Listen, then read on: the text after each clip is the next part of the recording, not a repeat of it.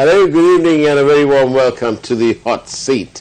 And in the Hot Seat today is the news editor of the Island newspaper, Mr. Simone Ferdinando. Very good evening to you, Simone, and thank you for coming on the Hot Seat. Thank you, Farad. Now then, there really is only one bond, and that is and will be and must be the subject of today's Hot Seat.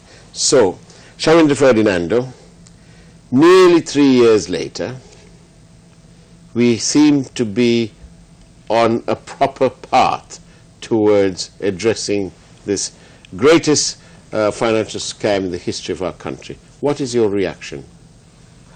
For us, this government was elected in 2015 January on a platform of accountability, good governance, but today, after hearing the President's statement on TV yesterday, I mean, it's obvious that they have failed. They have failed, and so we must see whether during the next 2 years, whether this government can take tangible measures to recover the losses and punish all those responsible for the bond scams perpetrated in 2015 February and March 2016. So, you have some hope then? I think so, but for us, see, because they introduced 19th Amendment to the Constitution, yeah, the life of the Parliament has been reduced to 5 years, I think. So now already 2 years now, it's August 2015 to January 2018.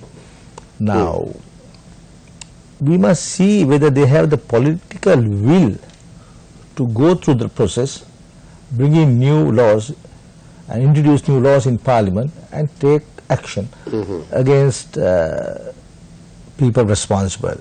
And when you say people responsible for us, almost all of them are senior members of the UNP. Well, yes, because let the record speak for itself, and let me point it out. The chairman of the United National Party, the leader of the United National Party, the deputy leader of the United National Party, and the general secretary of the United National Party, Malik Samarikrama, Ranil Wickramasinghe, Ravi Karunanayake and Kabir Hashim. But for us, I must tell you that all of them have not been implicated. That just because they were summoned by the commission, that does not mean that they committed. But I wasn't sure to say that they were implicated. All I was going to say is that they have been mentioned in the at the Commission of Inquiry into the bonds. Yes. And of those four, serious questions still remain, and only the release of the bond commission report will address those concerns and those sort of suspicions and so on. Simone, do you think, when will this be available to the public? For us, yesterday I spoke to Mr. Sumatipala Udugam Surya, he is the secretary to the commission, and I asked him whether the media could obtain a report, a copy of it. He told me no. He said in accordance with their mandate, they have handed over the report to the President, and it's up to the President to release it. So at the moment it's not clear what will happen. President indicated yesterday that the report would be released, but the Parliament is meeting in 23rd of January. So I am wondering whether they would release this report immediately.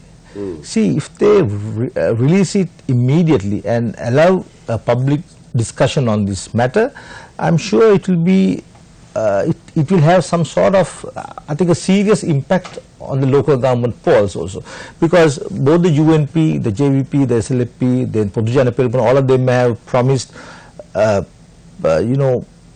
they have promised to conduct a very clean election, right? To have honest people as members of local government authorities. Now, that they are trying to clean up local government authorities while serious accusations have been made against members of the Parliament. Right? So I think they have to address this issue also. So it's up to the President to take immediate action to release this report to the public as soon as possible. And yes, and it is after all a public inquiry, isn't it? Public Certainly, right certainly. Because for us, we must realize that the report must reflect the actual evidence and other technical details received by the Commission. Now, up to now, we don't know, the country does not know, we are going on the basis of the statement made by the President. Yes. So it's better if they release that report quickly. Indeed. And do you think the report will be available in all the languages? I have no idea for us. Actually, we should speak to Mr. Dugam Suri and ask him. Indeed. Good. Now then, do you think from the limited amount disclosed to the public by the President yesterday, do you think that on the face of it, there has been a proper investigation? I think so. Hats off to Mr. Dapul Dilivera and Mr. Jasanta Koda and their team. But for us, you know, the President in his statement specifically referred to the 2015 and 2016 scams. Right? I think they should now inquire into the responsibility on the part of different political parties in this whole thing. Now you take the first scam, the UMP carried out that operation, that's obvious. But the second one in March 2016, say 13 months later, you know, they prevented Mr. Diugunasekara from presenting his report to Parliament. Thereby saved the UNP. They had elections. Then subsequent to the August 2015 elections, they reappointed Mr. Ravi Karnanayaka. So then in March 2016 they committed this robbery. So I think different political parties, different politicians are responsible for this situation or the crimes or robbery, whatever, to different degrees. So you must also take that into consideration. I see. But then there is some criticism already starting that the Prime Minister is, when we talk about the Prime Minister, is the Minister in charge of the subject of the Central Bank, right? He's the Minister in charge. Not because he's Prime Minister, but because he's got that other relevant ministry under him. Now the charge, some people are saying, is that the Prime Minister, by this bond issue was on the 27th of February, by the middle of March there had been enough controversy and so on had started that there was a definite conflict of interest between Governor Mahendran and his son-in-law, who was the owner of a primary dealer. Now then, what they're saying is, look, the Prime Minister knew that there was some controversy in March. By March he knew. By March 2015. Why didn't the Prime Minister then call in the troops, if you like, summon Arjuna Mahendran to him and say, listen, chum, back a few months ago I told you to do this, tell your son-in-law to divest the shares and so on of perpetual treasuries.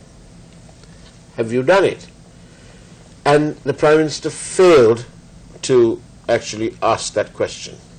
It is even mentioned by the President in the Commission. Now then, that's on the one side. And on the other side, we have the fact that even though they didn't stop this whole action in its way, and it resulted in the additional 2 bonds of March 2016. And it is this Prime Minister's inaction that is worrying a section of the public. I too am sufficiently worried about that scenario to ask you for your take on it. For us, but is it only the Prime Minister Is it only the Prime Minister? It's a coalition government, right? The SLFP and the UMP together, they received the support of the JVP. So I think it's a joint operation. All political parties in Parliament should take responsibility for this situation, right? All of them. It's unfair to just point the finger at the Prime Minister. As the Minister in charge of the subject, he should take responsibility. Yes, but for us, the entire world knew. The entire world knew, because this government recently, not recently, I think about a year ago, they reached an agreement with the US to receive 1.92 billion rupees. Yes, for what? You know, to improve good governance, accountability, you know, to improve systems, right? So is that like a sort of, is that like a kind of sovereign bribe? I don't know. Or an inducement? You can call it various names, but the issue is there's a huge problem in this country. All knew, the media reported about the bond scam, I mean the 2015 one. But in spite of that, they got together and prevented Mr. Gunasekara from presenting his report, right?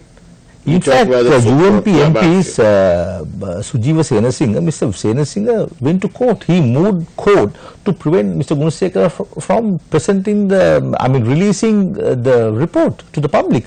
So all knew they did nothing to prevent the second bond scam, right? So if you investigate, if you properly investigate, you will realize that all political parties, the system, the Parliament, because the Parliament is responsible for finances, so the Parliament is responsible for this situation. I think they should summon Parliament. Now that the bond scam report has been handed over to the President, and the President made a statement on it, I think they should summon the Parliament. Yes, indeed. Yes, they should summon the Parliament. Now then, on that note, we'll take a short break, and don't go away. After all, this is the Hot Seat. We'll be right back. And welcome back to the Hot Seat, and we're in conversation with Mr. Simone Ferdinando. Now then, Simone, we spoke about the Prime Minister's inaction. And the failures of others also. And the failures of others. Yes, certainly. Now then, I mean, you keep on mentioning the responsibility of the Prime Minister. Only the Prime Minister. His responsibility is an onerous one. He was the principal salesman when it came to telling the public that the Rajapaksas were a rogue. Actually, Mr. Mahendran, during the proceedings at the Bond Commission, I remember Mr. Mahendran repeatedly said that you should pose these questions to the Prime Minister. Yes. So, yes, that in my mind, that shows the arrogance of the man, because he's in a at a commission of inquiry where 2 of the 3 commissioners are sitting Supreme Court judges. I don't think he needs to be teaching them their job. But that we're getting away from, we're digressing. What I'm trying to ask you is, we spoke about the Prime Minister's inaction. His inaction, where at that time, by the middle of March, there was sufficient media coverage, March 2015, there was sufficient media coverage to put the Prime Minister on notice that there was something amiss here. And in his evidence at the Presidential Commission, the Prime Minister did confirm, while he was under oath, he did confirm that he did confirm under oath that he had asked Governor Mahendran to make sure that there was no conflict of interest, and to make sure that his son-in-law had removed himself from the board, and that he divested his interest, so as to be absolutely clear that there was no conflict of interest. Now, by March, middle of March 2015, the Prime Minister is aware of the public concern. Why is it that even at that late stage he didn't call Mr. Mahendran and find out the extent of their compliance as requested by the Prime Minister? Instead of doing that, they just carried on. And because they carried on, the other bonds of 2016 was allowed to move ahead. On that single note, the Prime Minister is after all a public official. Should he not be prosecuted? Or at least, can he not see the sense of him resigning? For us, I think that they should fully implement the recommendations made by the Bond Commission. But up to now, the President has not released it. Yes, so he will probably. He will. Yes, he will. So they must know. He has appointed it. See, for us, you must realize that the Commission was appointed 2017 January. All right. So 2 years later. 2 years later. So by then they have got hold of that penthouse, you know, a lot of things have happened. So you must realize on the part of the government, the President, the Prime Minister, the UMP, the SLAP, the joint opposition, they were not really interested. You know, it's actually the media. It was a bit of a nuisance for them. I think so. I think so. See, when we raised this issue with MP Bandhu Gunwardana about a no-faith motion against Mr. Ravi Karunalayaka, he was the finance minister then, he said not necessary. He said not necessary. Yeah. Right? So when the media pointed out, when the media hammered him over that, they said they moved it. So you must understand that whatever the differences among political parties, on certain things they'll cooperate. On that note, let's take a break, and when we come back, let's find out more about whether the Prime Minister will resign. And welcome back to the hot seat, where we are in a conversation with Simone Ferdinando. Now then, Mr. Simone, back again to this question about the Prime Minister and so on. Arjuna Mahendran says that in the Core Committee reports, he says that he was only carrying out the instructions of the Prime Minister. The Prime Minister under oath confirms that he did give instructions to Mr. Mahendran about the divesting of his son-in-law's shares and so on.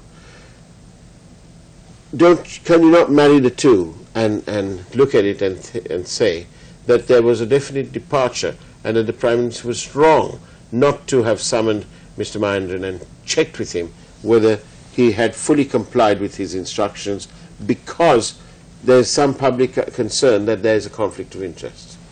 So obviously the Prime Minister did not, because we went through his submissions to the Commission, and where he referred to his conversation with Mr. Mahendran as regards this, and obviously the Prime Minister was fully aware Mr. Mahendran did not comply with his instructions. But the issue is, what about the UMP's partner, the civil society, those who had campaigned for a change of government, accusing the Rajapaksas of waste, corruption and various other charges? See, nobody did anything. Nobody did anything. Ultimately, because of the pressure created by the media, actually the media, the government had to appoint this commission in January 2017 for us. Yes. January 2017. Now, talking to Mr. W. Vijayawardena, he very clearly indicated that they cannot recover the losses also, because if those treasury bonds had been sold by PTA to somebody else, you cannot recover. That's true. So there's a huge issue in this thing. So I think, first of all, the government should bring in the National Audit Bill. The government should consult. You said that this morning as well. Yes, actually, Mr. Gamini Vijay Singh, the Auditor General, has repeatedly pointed out the need to introduce the National Audit Bill. The previous government delayed it for more than a decade. Now these people have, stopped it for the past 3 years. Now it's a promise in the Yahapalna government's 100-day program. Up to now, they have diluted the bill and they have not put it in Parliament. Now, first of all, if the President, if the government, if they are keen to address this issue, I think they should first of all to prove their willingness and their, they must bring in the National Audit Bill immediately to Parliament in its original form. So I think first of all they should consult Mr. Gamini Vijay Singh, the Auditor General, who was appointed by the President, honest public officer. So I think he should be consulted first. Now then, Shamindra, the President has spoken of having, or the Commission, the President read it out, that the Commission have recommended prosecution of Ravi Karunanayake under the Penal Code as well as under the Bribery Act. Now, that seems to be, on the one side, the public will say, well, yeah, okay, good, because, it's got lots of allegations. But it appears that the minister in charge of the subject is getting away with it. Surely the minister in charge of the subject had to sign off on various things. And Who is the minister in charge of the subject? Are you talking about the Prime Minister? Yes. Yes. Yes. So we'll talk, just say Ranil Wickremesinghe to avoid confusion. Ravi Karunanayake, for his part in this scam that has been described as the worst scam ever in the country, there's a clear direction to prosecute him under two things, okay? But yet, there's nothing to hold the minister in charge of the subject accountable. So, you must blame the Commission. Blame the Commission. Because, see, now that is why, Faraz, I said repeatedly at earlier programs also, they must release the Bond Commission report. Let people go through the report and understand. Right? So, I think that will happen, don't you? Yes. No, they have to do it.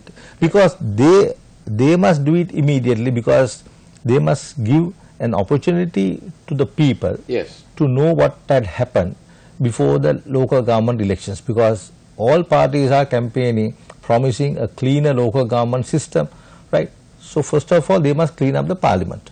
So I think the people have a right to know the exact recommendations made by the Bond Commission, right? In respect of all the people, those who have been summoned by the Commission, right? So I think the media should put pressure on the government, the President, to release the report as quickly as possible, because they had public hearings and only the Prime Minister was allowed to submit his answers, right? Answers in a very special way. In a very special way. But we were able to obtain those answers and report it, and you also carried it. So I just want to know. But there's some, now Govind Dasri was very critical of the fact that the Prime Minister's cross-examining by the Attorney General himself was very much like a kid glove treatment. No, I don't think so. I totally disagree, because I went through all 48 questions and the PM's responses. They've done a good job, no doubt about it. And the Attorney General asked several other questions. And I think if you go through the submissions, it's very clear that the Prime Minister has instructed Mr. Mahendran to change the system, right? So it's up to the Bond Commission to make the recommendations. So we'll see whether the actual, to see whether the recommendations reflect the actual evidence and other technical details received by the Commission. I think that's the most important thing. You cannot come to a conclusion by going through the statement issued by the President. But overall, do you think the country is beginning to breathe a sigh of relief that the unexpected has happened, that this Commission has delivered a reasonably good report? Definitely. There's no doubt about it. And no doubt about it. And that's all about good governance, isn't it? So perhaps, Samindra, to end on a positive note, perhaps the good is starting to happen. Yeah, maybe. But will it all change in February this year when they go to the polls?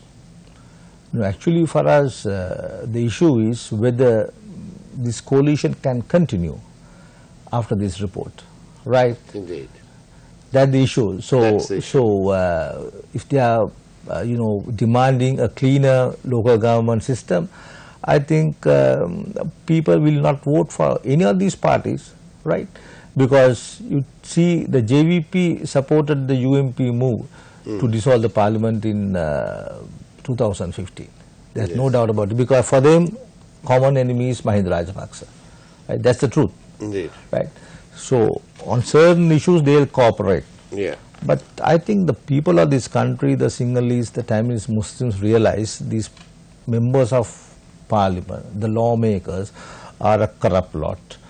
Those who obtain duty-free permits, those who sell duty-free permits and receive 100,000 rupee additional allowance, yes. A monthly allowance, and various other perks and privileges, right? So they'll do whatever possible, whatever they can to remain in power. They have no option, because for them it's better to be in opposition than out of parliament. That's why for us, some of those who had held ministerial portfolios are contesting, seeking re-entry into politics by contesting local government elections. Can you believe it? Two people, I think, one from the south, Veerakon, and Milroy Fernando from Puttalam district, right. They are contesting. So it's a very interesting situation. Once you are in, they simply do not want to leave the system. It's a good system for them, for a few. For a few. Yes. And it's always for a few. And that's the crux of the problem. That's the whole It's problem. always a morsel for the few and a banquet for the many. Yes. Is that right? That's the problem. That's the problem. See. Or is it the other way around? A banquet for the few, the select few, and nothing for the masses. Yeah, whatever we have also they have robbed. No, they have robbed the EPF. Yes. Right. So for us, I don't expect anything good from these politicians and these political parties. The system is so corrupt; they'll always have a way around the masses. Which means, thank you, Simone Ferdinando, for being in the hot seat. But do remember to exercise your franchise. And before you do that, think again, and think a few more times before you cast that vote. Because that is your tool. That's your strength. That's your weapon to secure yourself a level playing field and good governance for one and for all. And that's all best wishes to all our viewers for this new year. Take care and good night.